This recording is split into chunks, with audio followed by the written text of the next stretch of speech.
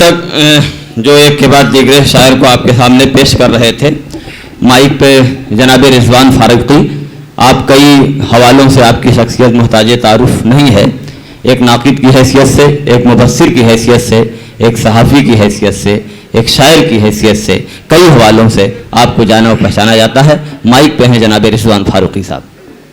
پانی ردیف میں جیسے ابھی آپ نے جناب شاہی جمال صاحب نے کہا کہ یہ مطلع عام طور پہ سمجھ میں نہیں آتا، لیکن اس کے بعد کا شعر فوری سمجھ میں آتا ہے، میں بھی ویسے ہی ایک مطلع پیش کرتا ہوں۔ بہت اچھا۔ نکلا وہ جب تو چاند ستارے نگل گیا، نکلا وہ جب تو چاند ستارے نگل گیا، پھر گردشوں کے سائے میں سورج بھی ڈھل گیا۔ واہ۔ نکلا وہ جب تو چاند ستارے نگل گیا، پھر گردشوں کے سائے میں سورج بھی ڈھل گیا، اور کیا آنے والے کل کے مسائل ہیں سوچئے، کیا آنے والے کل کے مسائل ہیں سوچئے، اس کل سے کیا ملے گا کسی کو جو کل گیا۔ کیا آنے والے کل کے مسائل ہیں سوچئے، اس کل سے کیا ملے گا کسی کو جو کل گیا۔ اور یہ شعر تصوف کا، یہ اگر بارہ بنکی میں نہ پڑھا جائے تو پھر کہاں پڑھا جائے کہ پہلے چراغ عشق نے دی دل کو روشنی، پہلے چراغ عشق نے دی دل کو روشنی، اور جب لو بڑھی تو دل بھی اسی لو میں جل گیا۔ بہت اچھا ہے بابا، واہ واہ واہ واہ واہ واہ واہ واہ واہ۔ پہلے چراغ عشق نے دی دل کو روشنی، بہت اچھا، واہ واہ۔ جب لو بڑھی تو دل بھی اسی لو میں جل گیا۔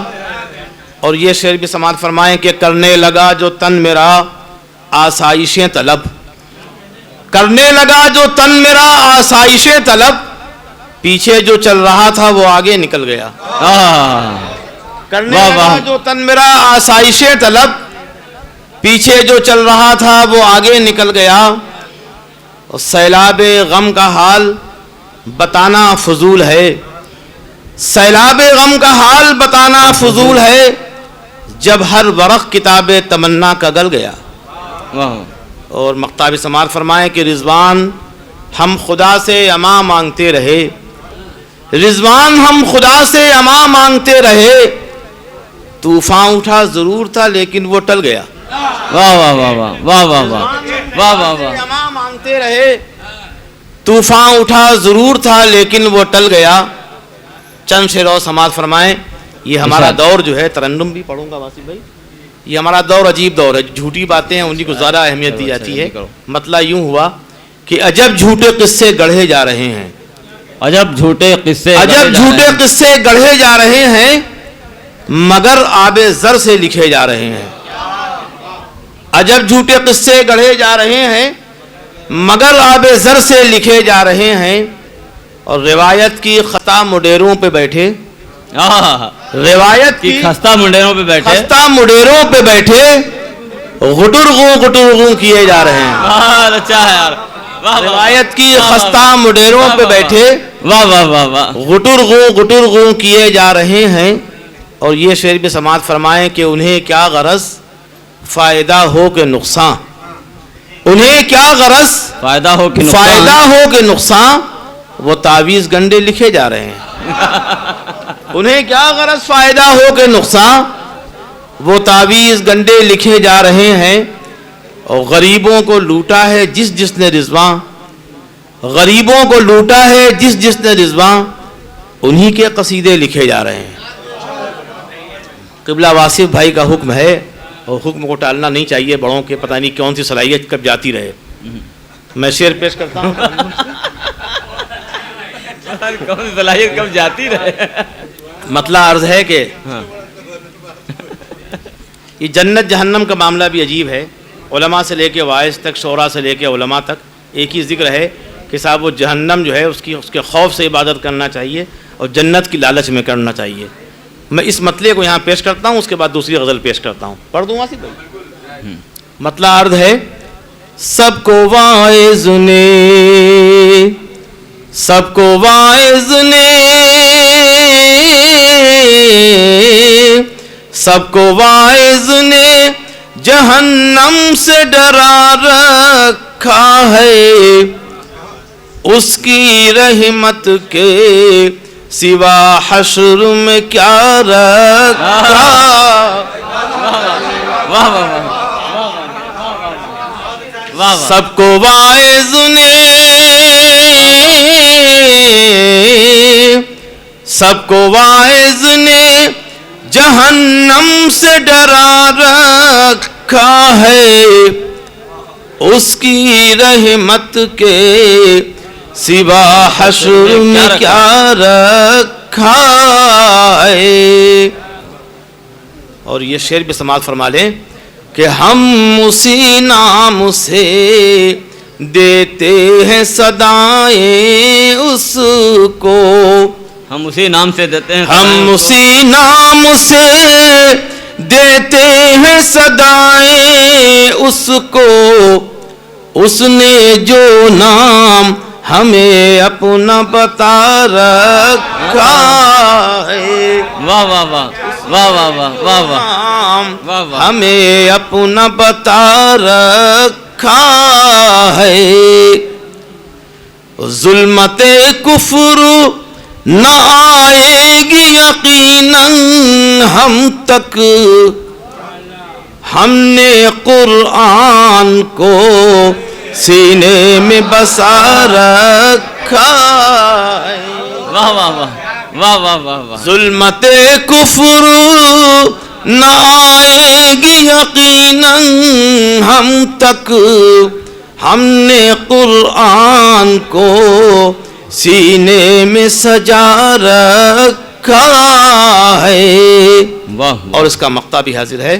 ارشاد علی. ہر گنہگار نہ جائے گا جہنم رضوان. ہر گنہگار نہ جائے گا.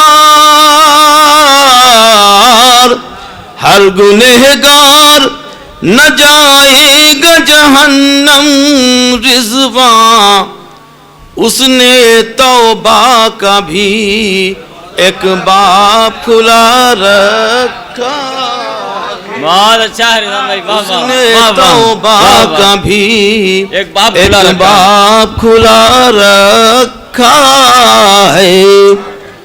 شعر میں نے پڑھ لیے. میں بہت واہ واہ شکریہ. واہ واہ. چند شعر اور پیش کرتا ہوں اور اسی حوالے سے پیش کر دوں اس لیے کہ عام طور پہ یہ شاعری کا باب ہی بند ہو گیا ہے. وہ شاعری جس کا تعلق جسم سے ہے وہ شاعری بہت ہو رہی ہے, لیکن جس کا تعلق روح سے ہے وہ تعلق کے لیے کسی حد تک یہ ہمارا جو وارسی خانوادہ ہے یا یہ ہمارے صغیر نوری صاحب ہیں یہ لوگ حق ادا کر رہے ہیں. میں بھی کوشش کرتا ہوں کہ عام طور پہ کہا جاتا ہے کہ ولی کیا ہوتے ہیں, بزرگ کیا ہوتے ہیں, تصوف کیا ہے, لیکن ان سب کی منازل ہے. اس کو سمجھنے کے لیے بھی علم چاہیے, ماحول چاہیے. ماحول کے لیے ایک شعر کہا تھا نسیم سعید اختر نظامی نے کہ مچھلیاں سانس زمیں پر نہیں لیتی اختر. مچھلیاں سانس زمیں پر نہیں لیتی اختر, اپنے ماحول سے کٹتی ہیں تو مر جاتی ہیں. تو شاعری کے لیے ماحول کی نہایت ضرورت ہے. اس ماحول نے جو شاعری دی میں پیش کرتا ہوں کہ چشمے پر نور ملے, چشمے پر نور ملے جس کو وہ جلوے دیکھے. چشمے پر نور ملے جس کو وہ جلوے دیکھے, اور جس نے خود کو نہیں دیکھا تجھے کیسے دیکھے. چشمے پر نور ملے جس کو وہ جلوے دیکھے, اور جس نے خود کو نہیں دیکھا تجھے کیسے دیکھے. اور یہ شعر سماعت فرما لیں. یہاں شعراء کرام بیٹھے ہیں, ان کی قدر ہونا چاہیے, قدر آپ کی بھی ہونا چاہیے صفحے اول سے صفحے آخر تک, اس لیے کہ ہر شخص کی اپنی اہمیت ہے کہ جو ذرہ جس جگہ ہے وہیں آفتاب ہے. اور خادم نے یہ شعر کہا کہ ہر شے الگ ہے سب کی الگ اپنی شان ہے. ہر شے الگ ہے سب کی الگ اپنی شان ہے آسمان زمین نہ زمین آسمان ہے. شعر یہاں سے پیش کرتا ہوں کہ چشمے پر نور ملے جس کو وہ جلوے دیکھے, اور جس نے خود کو نہیں دیکھا تجھے کیسے دیکھے. برگو گل دیکھے مہکتے ہوئے غنچے دیکھے.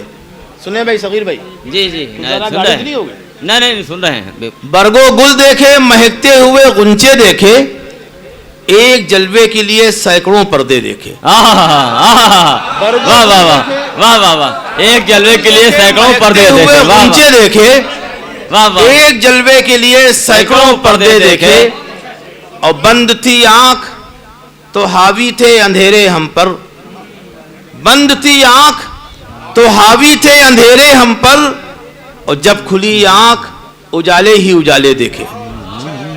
بند تھی آنکھ تو حاوی تھے اندھیرے ہم پر، اور جب کھلی آنکھ اجالے ہی اجالے دیکھے، اور اپنی منزل پہ تھا رضوان پہنچنا جس کو، اپنی منزل پہ تھا رضوان پہنچنا جس کو، ایسے راہی نے کہاں پاؤں کے چھالے دیکھے۔ اسی کچی پکی شاعری کے بعد میں یہ سفر تمام کرتا ہوں۔